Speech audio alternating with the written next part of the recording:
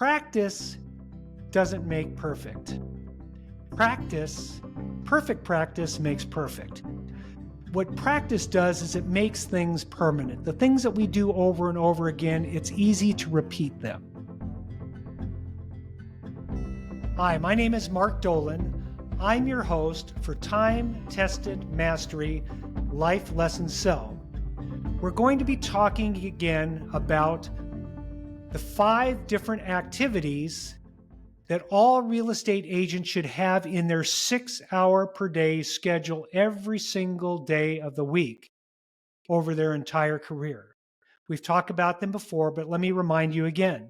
The first is 1 hour of education. The second is 1 hour of practice. That's what we're going to be talking about today. The third thing is 2 hours of lead generation activities, which we've talked about previously. We talk about 1 hour of administrative work, getting the paperwork done and getting prepared for our appointments, just getting all of our stuff together. And the fifth activity is 1 hour a day of learning our inventory, knowing the inventory better than our customers, which means we don't look at pictures online. We actually go look at the inventory ourselves. Make sense? So let's talk about today's topic, practice and role playing. You know, it's interesting, and I share this message all the time, that professional football players will practice 40, 50 hours a week, Monday through Friday or Monday through Saturday, preparing for a football game that lasts for 3 hours on a Sunday afternoon. They prepare 10, 20 times as much hours in a week to get prepared for a 3-hour game. Where most real estate salespeople go on a listing appointment or on a sales presentation and they just wing it. If you want to be at the top of your field, we've got to do a whole lot better than that. And the way that we do that is by practicing what we learn in our education time on purpose. So let me talk a little bit about how you practice scripts and dialogues. The first thing that you can do is pick one that you're comfortable with. There are thousands of scripts that are out there. My first sales scripts was ring, ring, ring. Hello, is this Mr. Jones? Yes, it is. Have you sold your house in Big Bear yet? No. Have you been thinking about it? No. Thanks for your time, and I'd hang up. Now, obviously, that's not a script that will work today. That was 40 years ago when there weren't cell phones and answering machines. So today we have to do things a little bit different. So today's scripts are going to be a little bit different, but you still need to practice them. So the first thing I'll tell you, number one, is to memorize your script. Learn it verbatim. Learn every single word. And the way to do that is by repetition. You can write out the script over and over and over again until your brain remembers it. You can chant one line at a time over and over and over 10 times. I did that. When do you plan on moving? When do you plan on moving? When do you plan on moving? When do you plan on moving? How long have you lived at this address? How long have you lived at this address? Over and over and over again until the words come right out of your mouth without thinking. They're automatic. So we write them. We repeat them. We want to also vary what we do when we're practicing the script. Sometimes I would do it with a southern drawl. When do you plan on moving? When do you plan on moving? I'd sing-song it. When do you plan on moving? When do you plan on moving? Over and over and over again, that repetition and changing your tone of voice and changing where you put the emphasis on the words so that you can deliver that script in a way that sounds appropriate to the person that you're talking to. You want to practice them at different speeds. Sometimes I would do it rapid fire. When do you plan on moving? How long have you lived at this address? If you were to move, where would you go next? And when would that be? Obviously, you realize in 6 to 9 months, it could take that long to get your home sold. Did you know that? So my question is, do you want to be sold in 9 months, or do you just want to be pounding the sign into the ground at that time? Fortunately, to get you one step closer to LA, all we need to do now is simply set an appointment so I can help you get what you want and the time you want. Won't that be great? So as I repeat that in a very rapid fire way, I am embedding my brain with that script. I can say it slow, I can say it fast, I can say it with a little bit of a southern drawl. I can mirror and match the customer that I'm talking to. I'm practicing it. The next thing that you want to do when you're practicing is you want to practice the objections that you're getting. This is really good because you know the objections you're getting, right? I want only a 60-day listing or a 30-day listing. I want you to cut your commission. All of the objections are the same as they ever were. So you practice your response. You practice 3 or 4 different responses, but you remember them verbally. You remember them verbatim. Write them down. Memorize them. Practice them fast. Practice them slow. Practice them with different accents. And then role play them with another salesperson in your office or somewhere outside the office, your coach, somebody. Practice it. Practice going through your scripts and having them give you the objection. And then you answer it for them. Role playing is something that very, very few people do that I've seen in my career. It's been taught a lot, but very few people will actually do it. And the ones that do practice and role play their sales scripts outperform the average agent probably 60, 70 to 1. Isn't that the group that you want to be in?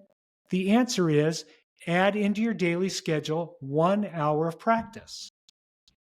You can also practice, if you're new, doing comparable market analysis. Have somebody give you a property and you prepare a CMA for them to try and evaluate the price of that particular home, and then share it with your coach, share it with your mentors, share it with your colleagues, and ask them what they think. Critique it. Tell me where I'm right. Tell me where I'm wrong. But by practicing and doing it ahead of time, it takes a lot of the stress off. You'll learn the computer system to put your CMA together. You'll learn how to put the comps together in a way. You'll learn how to explain them to people so that you're painting a picture of value for your listing presentations. I hope that makes sense. Don't practice on live customers. It's very, very expensive. So pick a partner, pick your broker, pick your coach, and practice your scripts. Practice preparing CMAs with them. Another thing to practice is sharing with somebody the details of the purchase contract, the counteroffer, the disclosures. You want to be able to practice your presentation when you're writing an offer. I would routinely ask customers when I sat down with them, would you like to read the entire contract? Would you like me to give you the short version of what you're signing? Or do you just want to sign it without reading? I would give them the option and hope they didn't choose the last one, because you want them to at least understand what they're signing. So each and every clause in the contracts that you're asking people to sign, you should understand what that clause is, and you should be able to share it in a language, in everyday language, so that that customer will understand it. You also want to know exactly what the nuances are in that particular paragraph, so you know that you're checking the right box and what the consequences are for what you're putting in that contract. Hopefully that makes sense. Now, you can practice, if you've never done it before, with one of your peers or your broker or your coach. Let me explain to you what you're signing by this contract. That makes sense? Why would you not practice and make sure that you know it cold turkey before you ever sit in front of a customer? Last thing that you should be practicing is your listing presentation. There is a whole roadmap from sitting down at the table, going through, building rapport, identifying and repeating what the potential objections are, going through the comparable market analysis to determine the value, expressing to them what your value is in marketing and what your philosophy is with that, overcoming any objections that they have, answering those questions that they might have, and finally being comfortable asking for them to sign the contract and moving forward. You want to be able to practice that. What happens for so many salespeople that are brand new, actually I would say it happens practically for every single agent that's brand new, is they don't know what to do and they don't know what to say. And so they go into their first half dozen or their first 100 listing presentations and buyer presentations, making stuff up. They don't know what to do and they're uncomfortable. Don't be that person. Learn your presentation and practice so that you can deliver it in person to paying customers. Then, afterwards, if something doesn't work, you can always critique it and try and find out exactly where the problem was, readjust your script, readjust your objection handling, practice the new way, and then start delivering it in that manner. So another question would be, I've been in the business for 3 years. Why do I need to practice every day? Well, here's why. The market is continually changing. Buyer attitudes are always changing. The media is always spreading a different narrative about the market. The objections change. Not necessarily the heart of the objections, not now, not you, can't afford it, too expensive. Some of those objections never go away, but they're talked about in different ways. So you want to be up to date on what the newest buzzwords are and the newest objection handlers are, what's working and what's no longer working. What objection handling techniques are stale today? Whether you're in the business 3 years, 5 years, 10 years, or 20 years, you need to be current and not relying on what worked 20 years ago before cell phones, right? Makes sense, okay? The last thing that happens with practicing is that you come across and you communicate things so much better when you have internalized scripts and dialogues and you're not thinking about what you're going to say next. There's a lot of confidence that comes with knowing what you're going to say before you have to say it, which takes the pressure off, allowing you to listen to your customer, hearing what they have to say, what their objections are, what their concerns are, and what their needs are, and making sure that you fully understand what they're trying to accomplish before you offer your solution. A solution that you don't have to make up because you've already practiced it before in the past. There's a lot of confidence that comes with that. And here's what makes you a powerful salesperson. 7% of communication is the words that we use, which is the script. So while you're thinking of the words, that 7%, you're forgetting that 38% of communication is how you sound when you're delivering the message, when you're delivering the words. And 55% of communication is how you look when you're delivering the words and how you sound. So when you know the words, when you know the scripts, when you know that you've done the practice, you are 55% more effective in the way that you look. You're 38% more effective in the way that you sound. The words, the meaningless part, they're already taken care of because you know them. You've practiced it and you know how to stand and deliver your scripts. So I'll leave you with this thought. Practice doesn't make perfect. Perfect practice makes perfect. What practice does is it makes things permanent. The things that we do over and over again, it's easy to repeat them. So I'm going to give you a challenge. The challenge is to make the decision that you're going to be the very, very best salesperson that you can possibly be.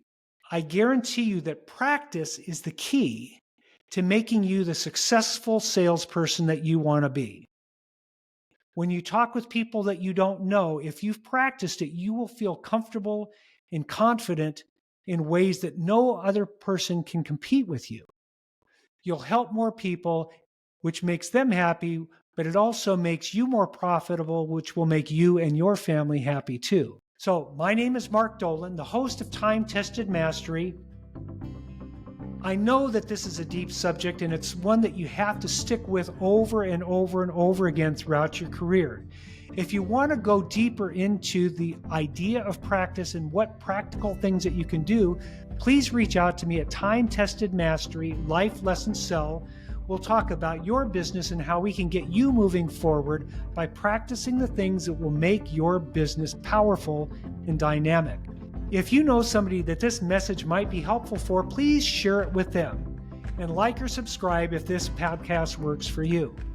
Again, my name is Mark Dolan from Time Tested Mastery Life Lesson Cell.